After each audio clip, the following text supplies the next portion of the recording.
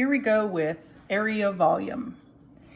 So what I did on the top of this is I just put a bunch of formulas that you're supposed to know for area volume, and the one that might surprise you is arc length. So I put arc length of rectangular and parametric up here. Area, which is always top minus bottom or right minus left. Cross sections, if it's perpendicular to X, it's the area of the cross section. dx, area of the cross section dy. The side length, if your dx is right minus left if it's dy, or top minus bottom if it's dx. Volume of a solid or volume with a hole in it, which if you're rotating something around an axis, remember your cross sections are circles, so pi r squared. So it said let f of x equal e to the 2x. This is y equals e to the 2x. Be the region in the first quadrant bounded by the graph of f, the coordinate axis, and the vertical line x equals k, where k is greater than 0. The region R is shown in the figure. So problem A says write but do not evaluate, and that's important because this was problem number 2, which means you did have a calculator, so you do need to pay attention to the questions. Write but do not evaluate an expression involving an integral that gives perimeter of R in terms of K. So what I did here is I redrew it. So remember, if you're finding perimeter, you're adding all sides. So this length is 1, that's pretty easy. This length is K. That's pretty easy. This length here is, if this is e to the 2x, when you plug in k, you get e to the 2k. So this is e to the 2k. But this is a straight line, this is a straight line, and this is a straight line. Well, this piece is curved. So to find the length of that, I'm going to have to use arc length. So it's going to be, my perimeter is equal to 1 plus k plus e to the 2k plus. Now, this problem is in rectangular. So my arc length formula that I'm going to use is the integral from x1 to x2 of the square root of 1 plus f prime of x squared dx. So this is going to be plus the integral from what x value to what x value. Well, this arc length is from the integral from the x value of 0 to k.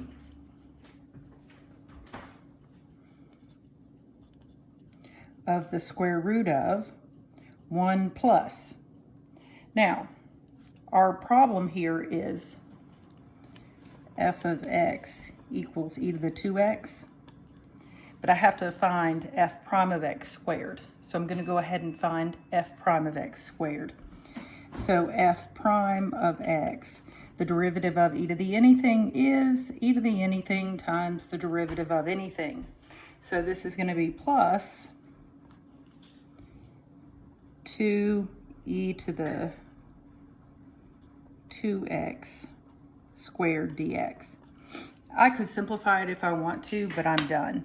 So this one did not ask you to actually find the perimeter. It just said write out an expression involving an integral that gives the perimeter, and that's what I've done.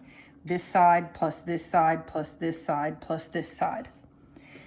In part B, it says find the region R is rotated around the x-axis to form a solid. Find the volume V of the solid in terms of K.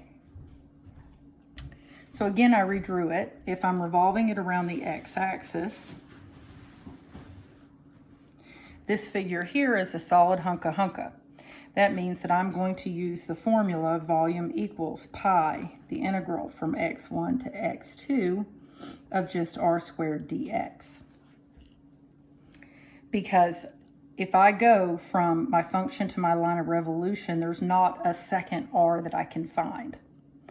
So it was x because if you're rotating it around the x-axis or any line parallel to x, dx. So again, my volume is equal to pi the integral. My x value is 0 to my x value is k.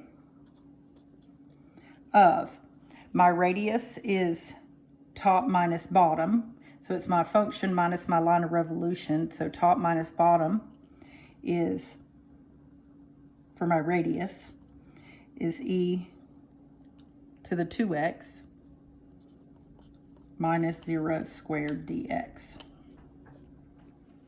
Now this one, it says find the volume in terms of k, so I'm going to actually have to work this one out.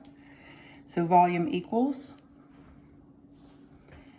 pi, the integral from 0 to k, power to power you multiply, so that's e to the 4x dx. So volume is equal to. Now this one, I'm going to leave the pi out front. I could do u sub, but this is linear. So remember, if I take an antiderivative of a linear, it's just e to the anything divided by the derivative of anything from 0 to k. Like I said, I could have done u substitution, but it's linear, so I didn't have to. And now I'm going to plug in my upper limit minus my lower limit. So volume is equal to pi e to the 4k when I plug in the upper limit, divided by 4, minus e to the 0 is going to be 1, so this is just going to be pi over 4. So that's my volume in terms of k. Now in part C, it says find the volume found in part B, changes as k changes. If dk dt equals 1/3, find dv dt. This is a no find when. You know dk dt equals 1/3. It asks you to find dv dt when k equals 1/2. So if I have a no find when problem, my next part is to find my equation. Well, it's the equation I found in part B. So volume equals pi e to the 4k over 4 minus pi over 4. So no find when equation derivative. I always, if I have a no find when, take a derivative with respect to t. d dt. So this is implicit differentiation because my variables don't match. So this is going to give me dv dt equals pi over 4 just comes along for the ride. It's just a constant. The derivative of e to the anything is e to the anything times the derivative of anything. And then minus the derivative of a constant is 0. So this just goes away. So I have dv dt equals pi over 4 e to the 4k times 4 times, what did I forget here?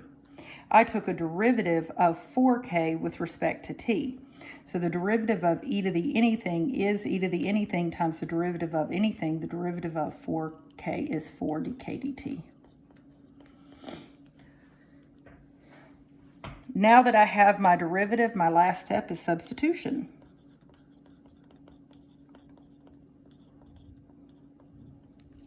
So this thing said to solve for dv dt. So it's already solved for.